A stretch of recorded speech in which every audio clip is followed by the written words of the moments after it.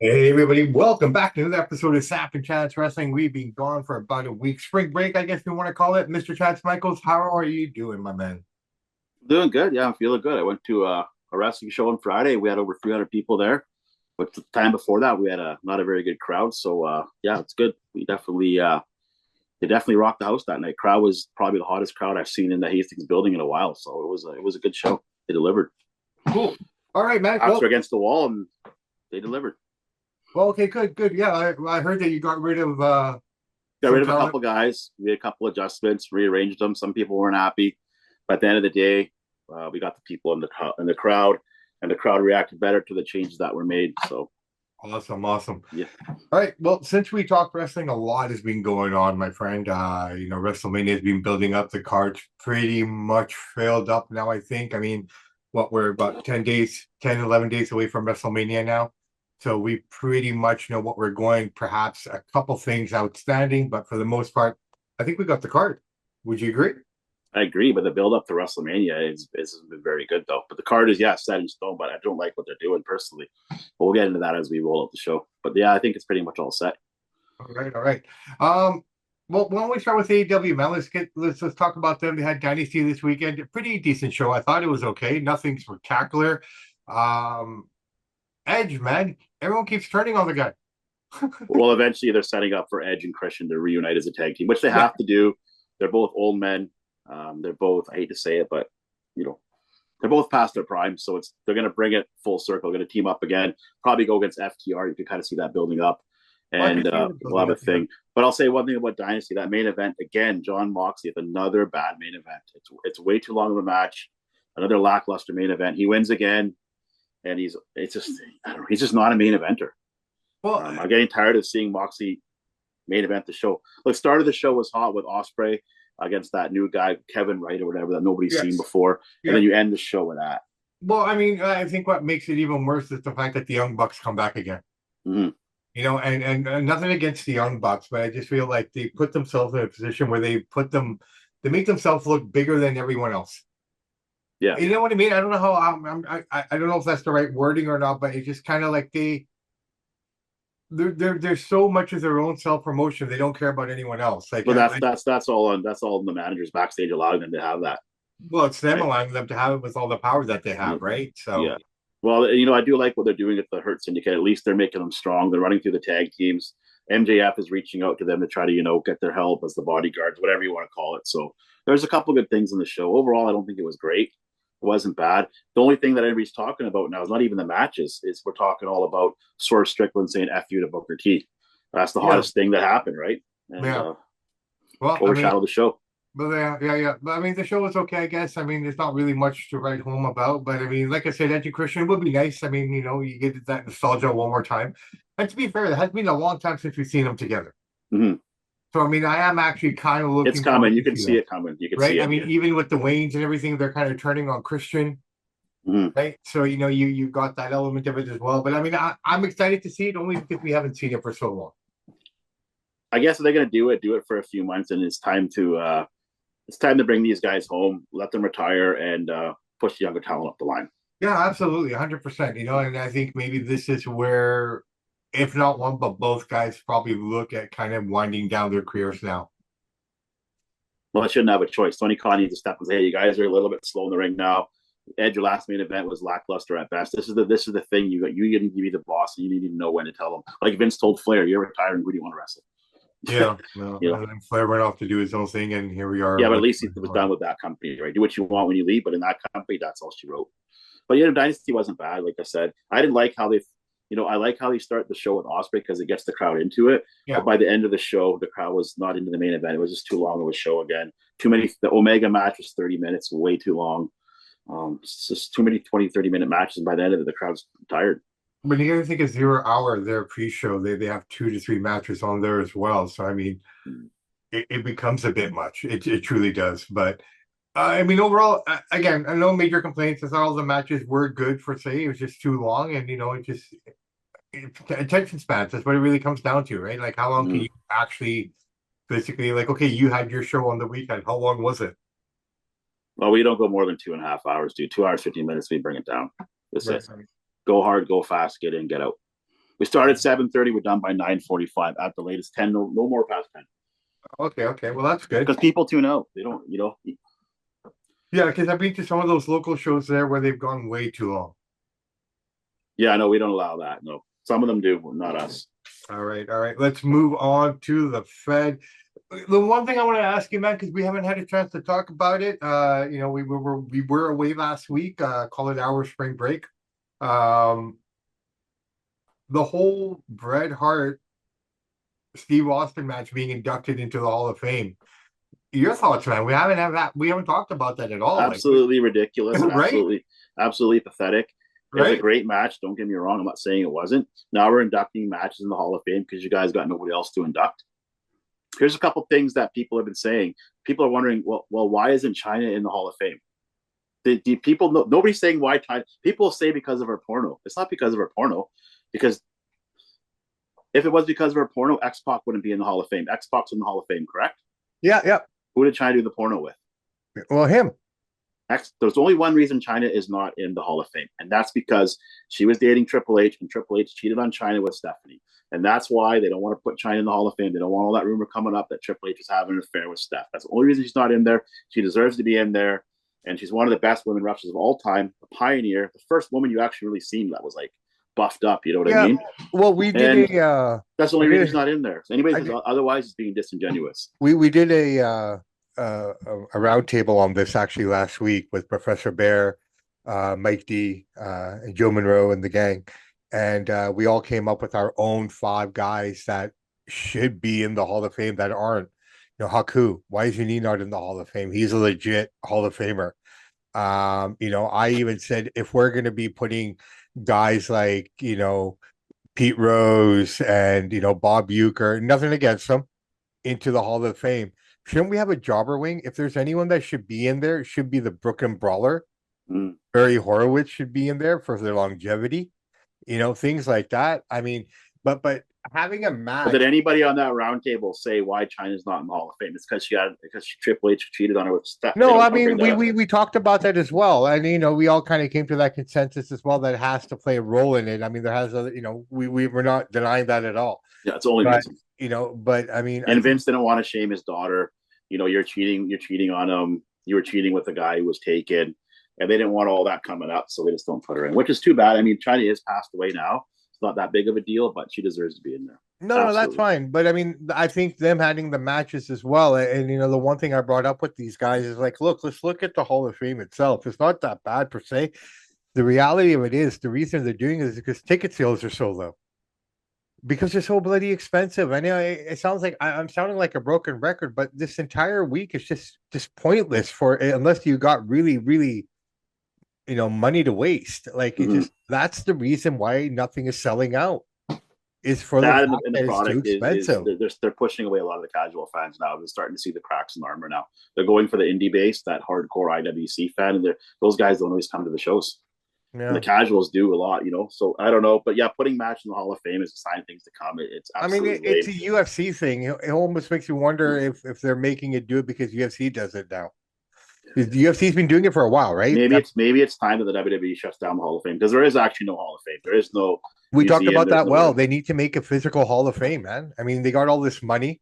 Why don't they build an extension off the PC? If they're doing tours for fans to walk through the PC, why not build another little building? They got warehouses upon warehouses of memorabilia, things like that. Like you can't imagine.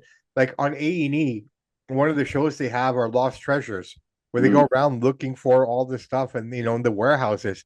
They can fill up a warehouse and make it a physical Hall of Fame with Andre the Giant statues, all these memorabilia, Undertaker jackets, this, you know what I mean? Like they can physically make it. I mean, I know they don't consider WWE a real sport, but let's just put it in the real sport bracket for a minute with baseball, football, hockey. They have the weakest Hall of Fame in there because they're pretty much letting anybody in now. Well, apparently they got the smartest fans. I'm glad you mentioned that. That's ironic that you say that. This is a really nice kind of fun little segue here. Something was sent to me this morning. Now, this was a study done by psychologists in 2021. Give me a second here. Let me bring it up here. According to a study conducted by How to Bet by professional psychologists back in 2021, WWE fans have the highest IQ amongst sports fans in the US.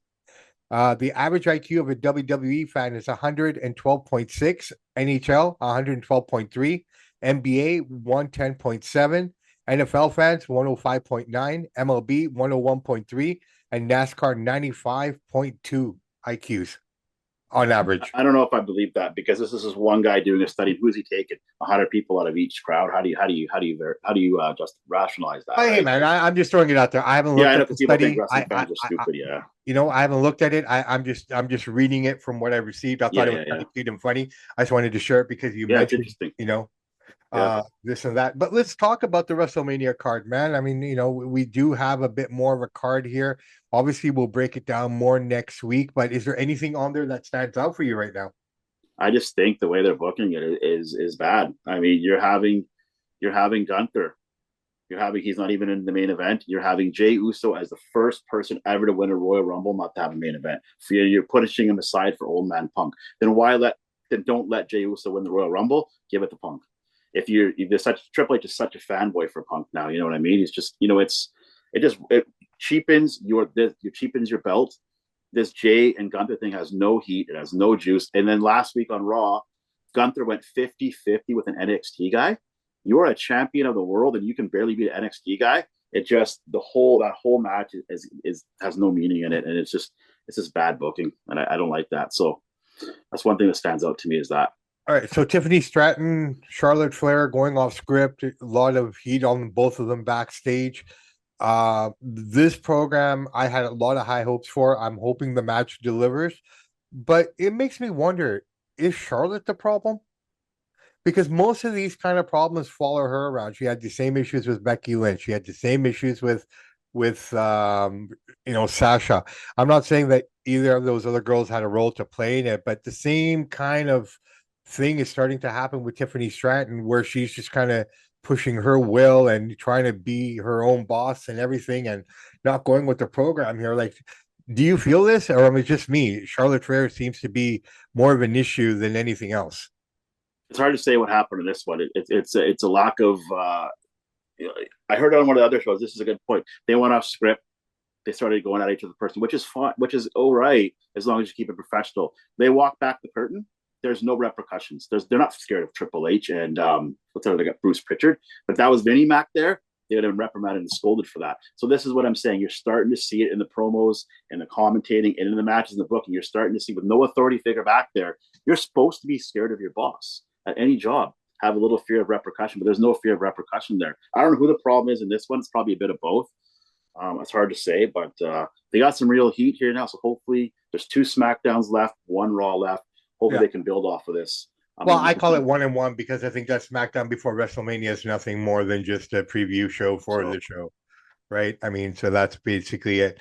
All right, so we don't know how this is all going to play out. We know night one main event is going to be Roman, CM Punk with Seth Rollins. Now, the new development there, CM Punk has Heyman in his corner. Kind of interesting. And I liked what they did last night, though, on Raw. I liked how Seth kind of pushed him around and, was about to stomp him and stopped and said, hey, now you owe me a favor.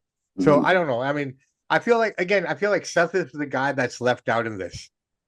Yeah, it's a good match, but the match is meaningless. There's nothing at stake here. It's just 3 guys going at it who have history, which is fine. I'm not saying don't make that match. That's not a main event match. I don't know why that's main eventing night one. Just being CM Punk fanboys, I guess, give him his dream. Yeah. They're all about giving dreams, I guess. Well, I mean, right now it looks like, we got basically every championship finally decided, in terms of what's what. Triple threat match for the women's title is, we already knew that was going to happen. But your thoughts on the Fatal 4-Way with Braun, Penta, and Dominic and Finn in there now? I mean, it's all right. I just don't think you need Braun in a 4-way match. You got to elevate him, put him in a 1-on-1 match against whoever you think it should be, and let him win and come out and showcase him at this WrestleMania. Now he's kind of getting lost in the shuffle on a mid card match. I think he's better than a mid card match, so I'm not really too excited about this match just because of what I just said there. Well, I love Braun. I love his athleticism. But right now we still don't have an Austin Theory match on there as well. You probably won't. Right, and both Sammy and Kevin are out of WrestleMania. Well, Kevin's hurt. What's up with Sammy? Is he hurt too? He's hurt too. Yeah, they're both Yeah. hurt. They don't have any programs, have nothing going on. So which is going to be interesting, right? So, I mean, how fast everything falls from two WrestleManias, headlining, being the top guys, this and that, and everything, to not even being on the card now due to injury, obviously, right? Mm-hmm. I guess I feel bad for Randy Orton here. Like he doesn't have a dance partner. He's, in essence, he's off the card too now. So we're not, but maybe that's for the best, right? I don't know.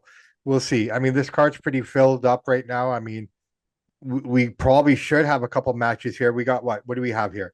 Logan Paul, AJ Styles, pretty good. I'm looking forward to that. That'll be a good match. Jade Cargill versus Naomi. I'm actually looking forward to this one. This is one women's match. I'm actually looking forward to. It's going to be kind of hard hitting. It's quietly been building up steam behind everything else. I like it. I'm kind of curious about it. This one I'm looking forward to more of a humorous match. Rey Mysterio against El Grande Americano. I think it's going to be fun. I don't know why. It does a quick 5-minute match. Yeah, right? There's nothing wrong with that. So yeah. LA Knight, Jacob Fatu. Fun. Looking forward to that. So it looks like Talk about a fall from grace. They say that supposedly they don't. Triple H doesn't like LA Knight back there. He's confrontational. He speaks up too much. If you notice, when Vince was there to now Triple H, he's came all the way down to made him a mid Carter, even below a mid Carter now. So I don't know if that's any truth to that, but I don't know. We don't know, man. I mean, we just all speculation, right? It's what they say. It's what we hear. Must be some truth to it if you just look at the way they're booking them. Well, I mean, what can you do with the guy as much as well, right? I mean, he's just like, again, there's just a lack of guys to run it. Like, I mean, he's been up there. He had his opportunities at the main event level. He didn't win the title, obviously. But let's see. I mean, he's still there. He's doing his thing. It is what it is. What else was there that was interesting that's going on in the world of professional wrestling? You know what I'm actually looking forward to here? I'm curious to see if this Andre Memorial are they still doing the Battle Royal? I don't know. And if so, it's probably going to happen on the SmackDown before. Probably. Right? Because like I said, if you're having two nights, everyone should be able to have a match on this card somewhere. Right? Like the tag team titles aren't being defended. I don't agree with that. You need to earn your spot in WrestleMania. Just because you're on SmackDown and Raw doesn't mean you deserve a spot. But the tag team title, if you are a title holder, you should have a match. That's what I mean. I agree. But in the new era, belts don't mean anything. We have a triple threat match headlining a night, and we have the heavyweight champion not even on a main event. So belts don't mean anything. Keep in mind, WrestleMania Night 2 had both the titles on the line, right? They were the bookends for the Night 2. So, I mean, we can argue that WrestleMania last year as well didn't have a main event title on the line, right? But it had the man who won the Royal Rumble in the main event, which is the whole point. So now that winning the Royal Rumble doesn't mean as much anymore because you're not guaranteed a main event anymore. You're a mid Carter. I mean, times have changed though. Wrestling's changed. Everything's changed, man. But that's what I'm saying. This is why you're seeing that people, it's not selling out like it used to. They've lost 2.5 million people on Netflix. People are starting to see it. It's coming. Honeymoon's over. Yeah, it is what it is, man. But we're still here. We're still watching. We're still absorbing it. We're still taking it all in. Everything is everything.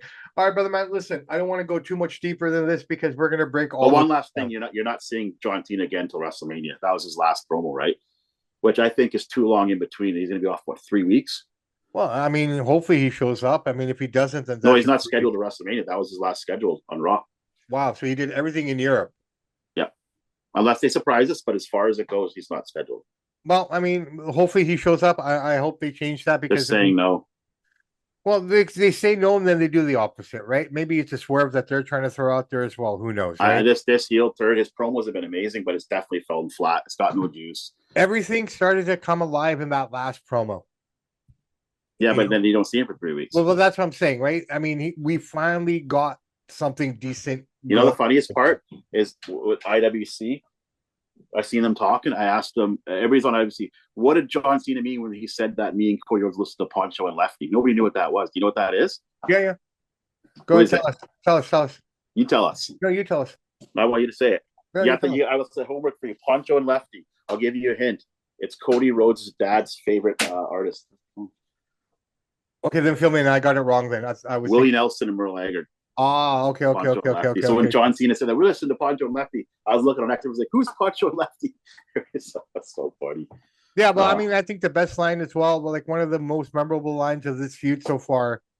You know, we missed it last week. We weren't here, but I make millionaire. I make billions of dollars for billionaires. You just take it from their kids. Yeah, it's true. That's what Loved it. Cody did. Loved it. He Loved got it. Tony Khan to invest in the company, then he bailed on the company. There you go. And then you saw all the tributes to AEW that he did with the Kenny Omega Yeah. shooting and this and that. So, okay, we're good. We're good. All right, brother man. I tell you what, let's stop here only for the fact that we're gonna have a big preview show next week. Yeah. For WrestleMania, right? So there's really not much more that we can kind of get into here. China should be in the Hall of Fame. Haku should be in the Hall of Fame. They need to drop the ticket prices if they want to get people in these events. Yes. $25,000 to have breakfast or lunch with John Cena. That's just stupid. I mean, well, that's for millionaire guys, right? Like, I get it, but still, man, what are you getting for $25,000, man? It's for guys that got, that's for like. What is the breakfast? Like, I don't want. It's not that. It's just for a hardcore guys, a bit tech guys that own tech companies that want to stay with John Cena. It's like $25 to us. That's kind of what that is. Yeah.